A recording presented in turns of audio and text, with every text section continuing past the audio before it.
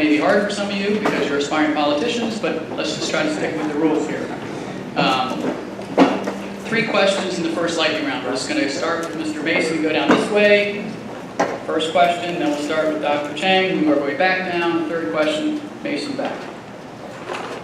Liberal Supreme Court Justice Ruth Bader Ginsburg has said that she believes that the 1974 decision of Roe v. Wade was wrongly decided.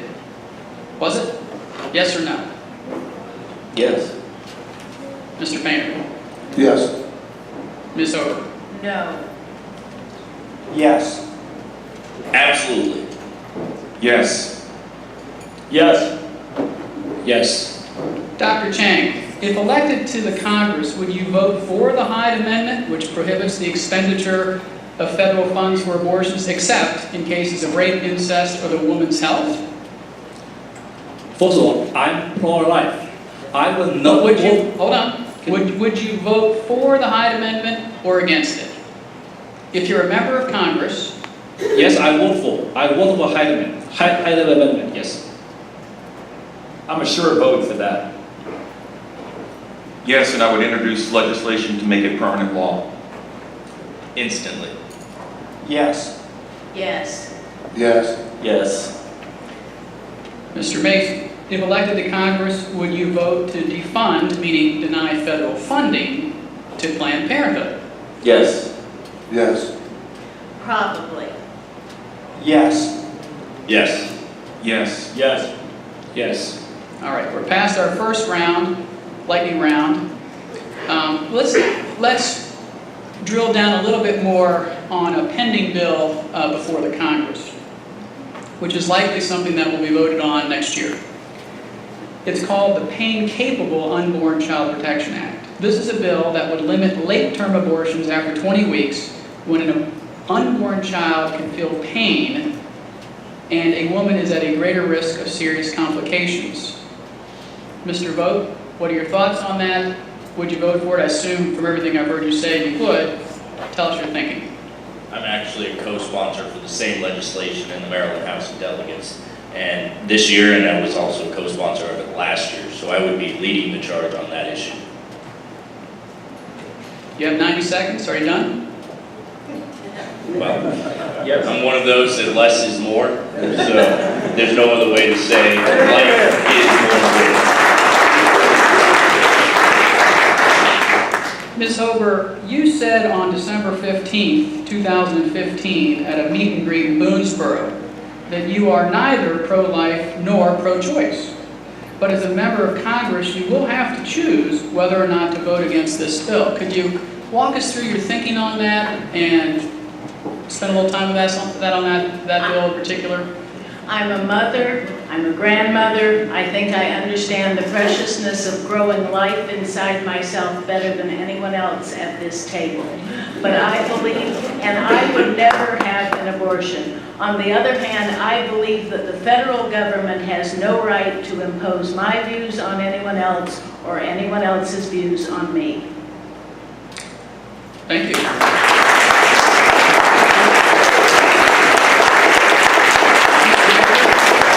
Mr. Baker, join the conversation. The Pain-Capable Unborn Child Protection Act, you'll have to take a vote, yea or nay, but walk us through your thinking on that. And if you want to respond to anything your colleague said, go ahead. I vote yes on the question as proposed. And just this past week, I've had no less than 2, a boy and a girl, come up to me, and the one fellow that came up and talked to me, his mother was literally, the father literally had taken him to the abortion clinic. The mother of the child didn't know that that's where she was going. And of course, he's an adult now. And when you hear stories like that, it's quite touching. Also, I don't know how, when there's evidence, when that needle's inserted, the fetus in there actually jumps as soon as the needle touches the fetus. I don't know how you can just consciously even want to begin to support anything that deals with abortion. Thank you. Ms. Hober, 30 seconds. Yeah, I want to make one other comment that's really very personal, but let me make it. I lost a child once, and that makes me really understand the preciousness. Well, thank you for sharing that. Mr. Howard, you and I share something in common. We're both adopted. You were born in Spain. Your military parents adopted you, brought you back here to the United States the legal way. You're an American citizen. Do you have any thoughts? I certainly do, as an adopted person, about not only the act, but abortion and/or adoption. You want to share with us? I do, and I wish I had more than 90 seconds, so I need to get talking fast. Cully's right. I was adopted in Madrid, Spain, and given up for birth. I was born on Spanish soil and adopted by my parents, who are still with us, and God willing, that continues for a long time to come in North Carolina. I have a family emergency right now, and I'm headed down to North Carolina tonight. As soon as this debate is over, I'm out of here with my wife. Families are important. I am adopted, and I'm trying to answer your question in my allotted time left. I am pro-life, and I believe strongly, and this is something that's deep within me, maybe it comes from my background, that I understand about the government not telling people what to do in most areas, but when it comes to extinguishing a life, who speaks for that unborn life? And I believe that the government does have the right and in fact the obligation to step in and prohibit the taking of that life. So I am unabashedly pro-life, and I would vote for the fetal pain bill. So let's turn our attention to our favorite topic, taxes. Our president, Hillary Clinton, and Bernie Sanders don't think the so-called rich pay enough in taxes. According to the Congressional Budget Office, the top 1% pays 24% of all federal taxes and earns 15% of all income. The top 10% pays 53% of all taxes and earns 38% of all income. And the bottom 40% pays only 4% of all federal taxes and earns 15% of all income. Mr. Baker, you signed the No New Tax Pledge. Do you think that's a fair distribution of the federal tax burden, given that taxes pay for the military, Social Security, Medicare, parks, highways, Homeland Security, and everything else the federal government does? And if not, what changes would you like to see in the tax code? Well, one of the first things I'd like to see is eliminate probably 75% of the IRS. And, I certainly wouldn't be opposed to something like a flat tax, a fair tax. We need to do something different in our country. Do I think it's, the top 1% that you referenced in there, they probably spend a lot more money than I do down there at my level. But if we could come up with something that would be fair across the board, get rid of the IRS. I'm getting ready to finalize my taxes and take to my accountant in just a number of hours. And just the time, the hurt that I have to sit down there and get everything in order to get it to my accountant. There's just something unfair about that. And again, I would be all about coming up with a new way of charging taxes to our citizens in the United States. Mr. Mason, join the conversation. Tell us your thoughts on the fairness side and what you think should be done. Well, it's not fair because they pit classes against classes, and that's the whole point of our tax system. It's very obvious if you are conservative. You always go to the principle of empowering the people. I believe that we should change the tax system to a consumption tax. You have an average tax on goods and things that you buy at an average rate of what the states have. So you collect the federal tax at the cash register. The state collects the tax. The state then gives the federal government the taxes that they collect on their behalf, and instead of the federal government giving the money and then flowing it down to the states get the money and it goes back up to the federal government. So it empowers the states and gives states more sovereignty. And it's inherently progressive because the rich are going to buy more items that are more expensive, and those who are poor are going to buy items that are less expensive, so they'll pay less on that percentage. I know you have strong feelings about taxes. Share your idea with respect to the question, the fairness side, but then also what changes to the federal tax code, not Maryland's, federal tax code you'd like to see. Absolutely is a strong issue for me, but glad to be able to be in a position to already begin to impact that here in Maryland, and for that reason know that we can get to Capitol Hill and make an instant impact. One of the many areas that it's unfair is our small businesses, are backbroken by overregulation of the federal government and the level of corporate tax on these small businesses, that they can't create jobs here in our community. We've got to be able to fix that. We've got 7 tiers of tax brackets that make it a convoluted process of even trying to file your taxes. It benefits the rich guys. It benefits lobbyists and special interest groups. We've got to tear out the majority of all that. We can do that by reducing it to 2 tiers, 10% and 25%. We can do that by consolidating the exemptions that are there. We have 7 different exemptions for families right now. We can fairly reduce that to 3 and still provide the correct level of tax relief to the families that deserve it, instead of the upper class and ones who get away with corruption. And we can level the playing field, both in the way the tax is written today and also building other jobs within our corporations and small businesses.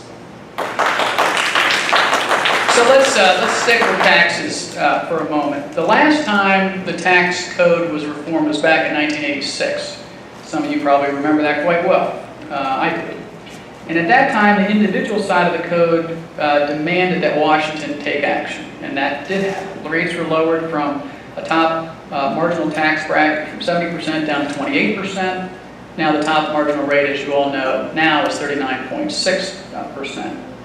Today, however, the business side of the code is arguably the bigger inhibitor of economic growth, job creation, and wage increases. Our tax system, our system of taxes, taxing businesses is driving businesses to invert, to actually merge with a foreign business, move overseas, etc. Pfizer, Burger King, there are a lot of other examples. Anheuser-Busch, that's another example.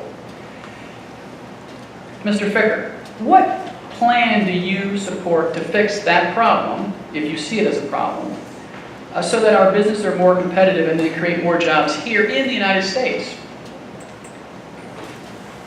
Well, like I said before, I'm not going down to the hill to increase taxes on anyone, individuals or business. I'm going down there to get 2 new reversible lanes on I-270, and I'm going to get that done. In Montgomery County, you have more than half the voters in the 6th Congressional District. John McCain got 24% of the vote in Montgomery County. You need someone that's going to get votes in Montgomery County. Okay, but let's focus on the taxes. I'm The business side of taxes. getting to that. Okay. You've got every elected official in Montgomery County is a tax increase specialist. They opposed, they were for all O'Malley's 40 tax increases that Governor Hogan and I opposed. I got a question through to limit increases in property taxes in Montgomery County to the rate of inflation, requiring a unanimous vote. It has stopped property tax increases in Montgomery County cold. And when I go down to the Hill, I am going to stop these tax increases that Bernie Sanders and Hillary Clinton are going to try to bring about if they get elected, and I sure hope they don't. But if they're there, I'm your stopgap to increase taxes. And as for Apple locating all their billions of dollars overseas, let's bring those jobs here to Western Maryland. They've got 500,000 jobs in China and 50,000 in the United States. That'll help our balance of payments and keep the money from being overseas and bring it back home. Mr. Howard, you have said that the major impediment to small businesses is higher taxes. You said that in a previous debate. But most small businesses, as you know, and Mr. Painter knows, are subchapter S corporations, which are taxed at the individual shareholder rate.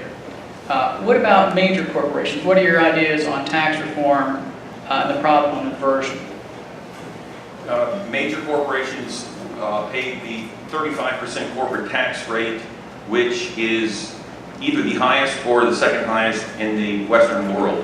It is a tremendous impediment to growth, job growth, wage growth, businesses expanding, and as you've already noted, Cully, many corporations of all sizes are looking overseas, and their assets that are overseas are locked up overseas because they don't dare bring it back to the United States because, of course, the high corporate tax rate. I believe a good tax reform plan would lower the corporate tax rate. Every Republican presidential candidate has stated the same. They each have a different number. I fully support, as a member of Congress, lowering the corporate tax rate along with moving to a radical flat tax, and then eventually assessing it each year, assessing the impact on the federal revenues each year. There's that businessman's perspective to look at the impact of what we're doing here and assess Do you have a it. number in mind, corporate tax? I like 17%, Okay. and then moving to a fair tax if it pencils out for the nation and for the federal revenues. Mr. Painter, you shared with me that you're a CPA before the festivities this evening. I'm sure you've given this a lot of thought, given your profession. Share with us your thoughts on corporate conversions and then whether large corporations are taxed too high. All right. My 2 cents, what I'd like to do with the tax code as it applies to corporations. One, when you're talking about bringing the money back from overseas to try to prevent the corporate inversion thing, we say to U.S. companies that have, or just are multinational, that have a strong U.S. presence or base, look, bring your money back to America, but let's target where you bring it back.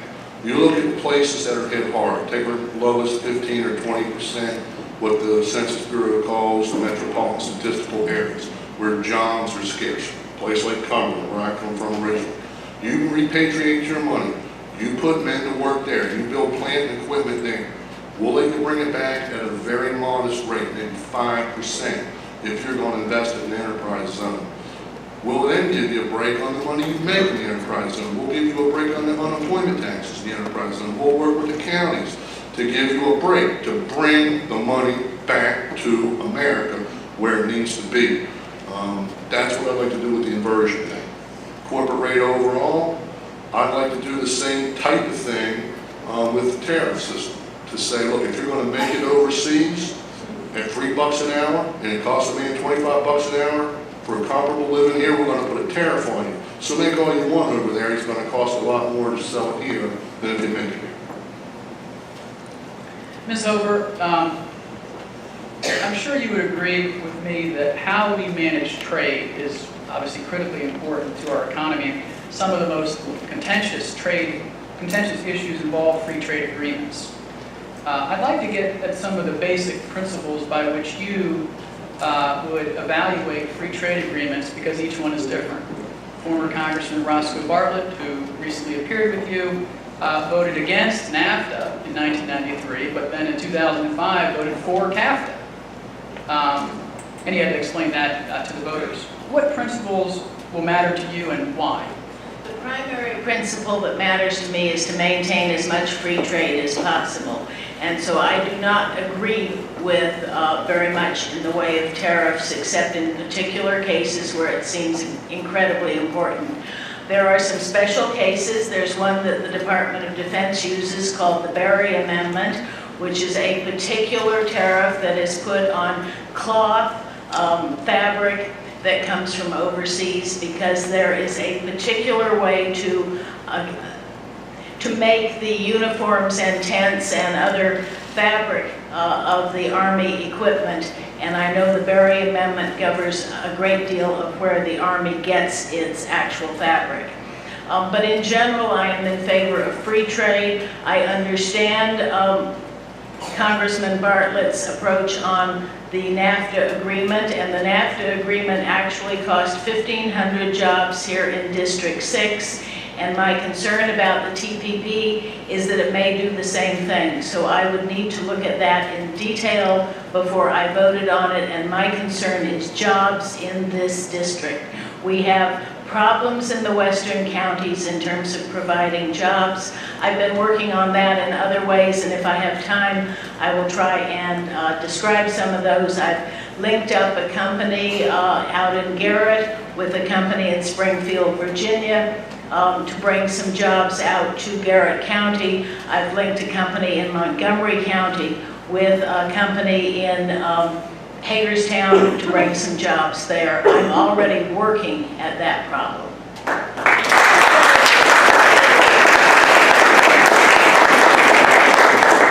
Mr. Vogt, same question. Principles on trade agreements.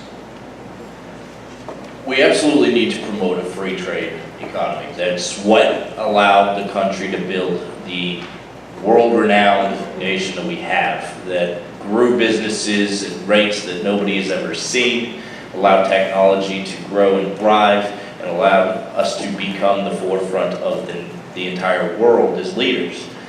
However, that should not come at the cost of our businesses here in America, and that's what we're seeing today. We're favoring foreign companies that are having lower costs on goods and then we penalize our companies that are here that end up having to go and forced to go overseas.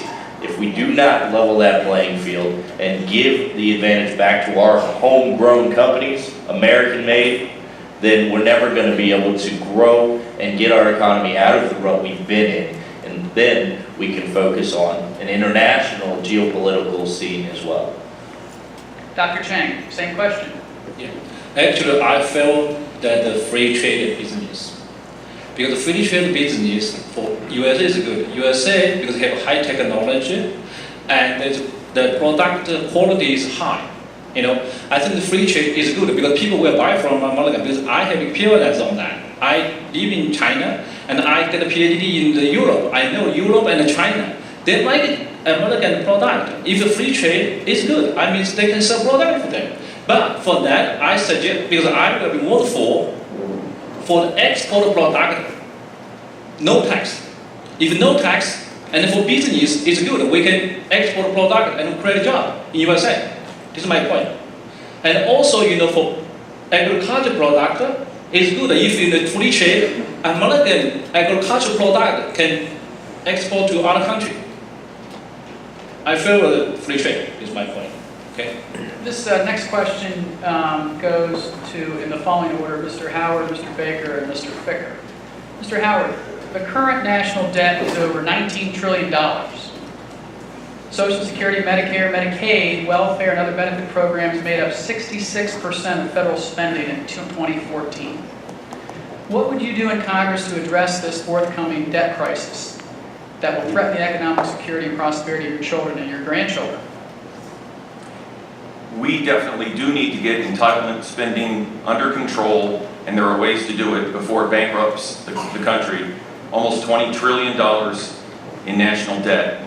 In Congress, I would have a multifaceted approach to this. I've already addressed growing the economy, which would bring, when you have the economy growing at 2 or more times what it's growing at now, it would bring in a tremendous amount of revenue to the federal treasury, which is desperately needed. We also need to get back to regular order, which is part of my 10-point plan to reform Congress. Regular order is when Congress does its job that they were sent to do, meaning they create budgets, they pass appropriations bills, all 12 of them every year without fail. They send them to the president for signature, and then they engage in oversight. They do their job. When we do this, we could eventually get to the point where we are having a balanced budget. Speaker Ryan has a plan to balance the budget in 10 years or less. I fully support it, and I believe that this combination would help get the debt under control. And I also have some ideas on parts of the government that could be completely eliminated or at least dramatically streamlined and reduced to add to the savings and get the balanced budget. Mr. Baker. As many of you know, Pull the microphone closer, please. as many of you know, our national debt is $19 to $20 trillion. And I don't care if it's your house, my house, or the White House, if you continue to borrow more than you bring in, you're going to wind up in the poorhouse. And we're obviously out of control. We need to get our debt under control. I would propose taking 1 or 2 pennies out of every dollar that the government brings in, put it toward the debt to get the debt down to, it would take many, many years to get it down to where it would need to be.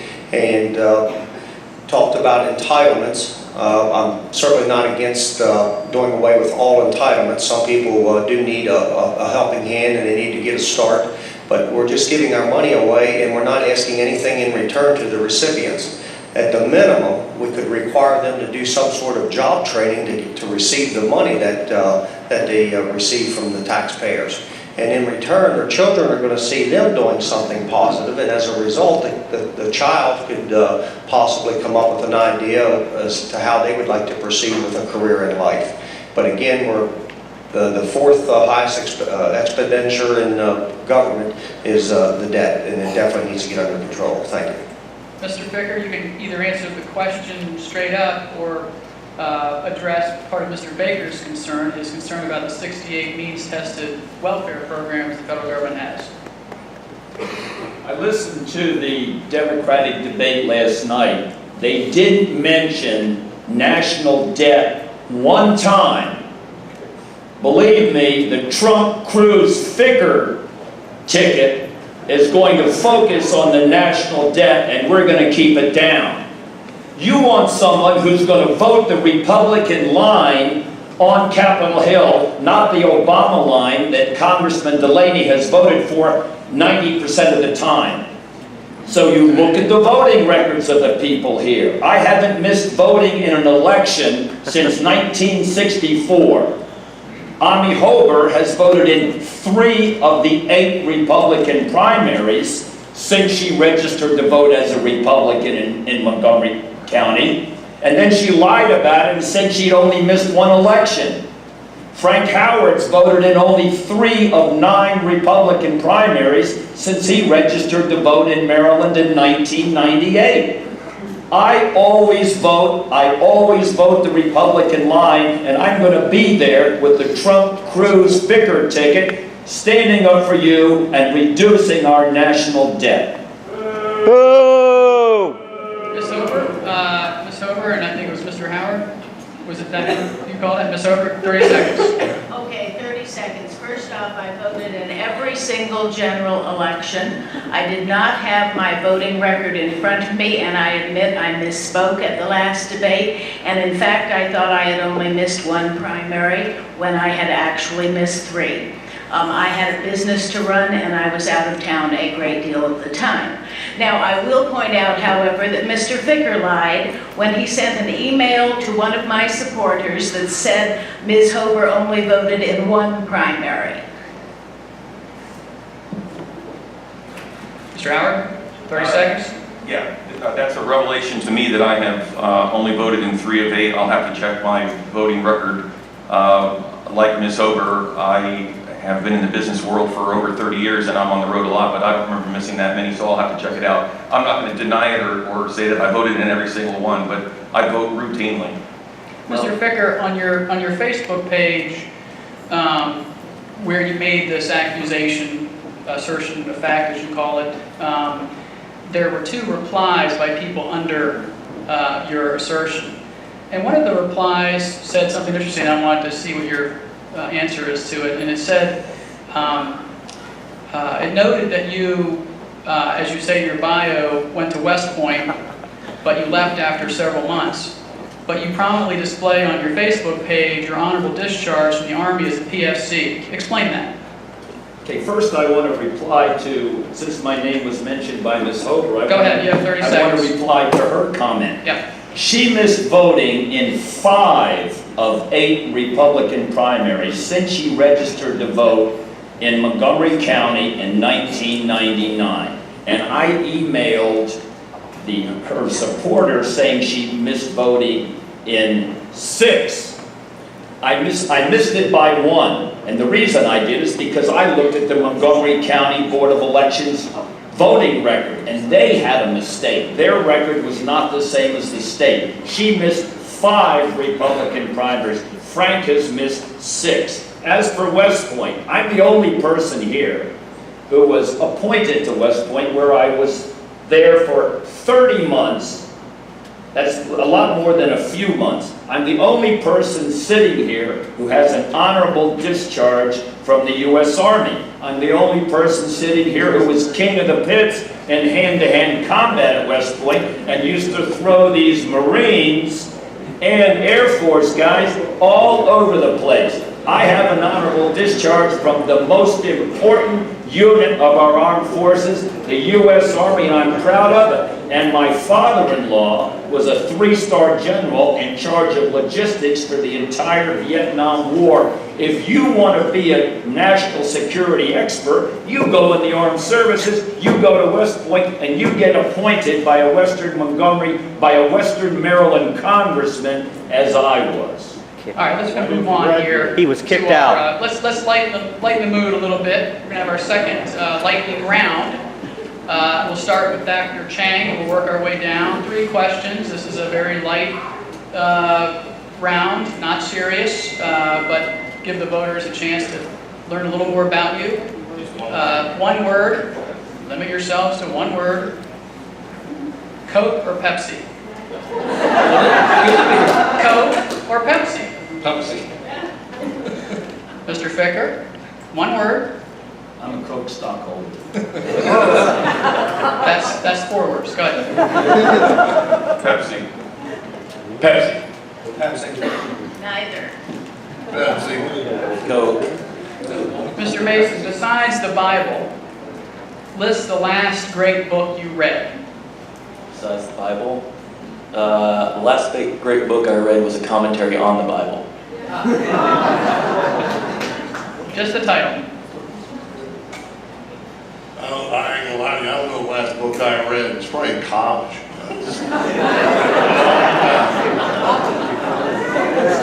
Ms. Ober? I haven't read a book for 1.5 years. I've been too busy campaigning. I can't remember the last book I read, but I know one that was very, very inspiring to me as a young man. It was the autobiography of Arthur Ashe. Just the title, guys, no speeches. Mr. Vogt. The Traveler's Gift. Biography of Ronald Reagan. A Maryland Court of Appeals opinions for 2015. When you're on Nancy Grace every week, you've got to stay on top of the law. That's obviously a hot one on the presses. So a lot of people read that. I see people in the audience reading that right now. All right, Dr. Chang. Well, I read many books. I don't remember which books I mean, it's most important. But anyway, I read a lot of the most things is research. The journal. All right, let's keep the lightning round lightning.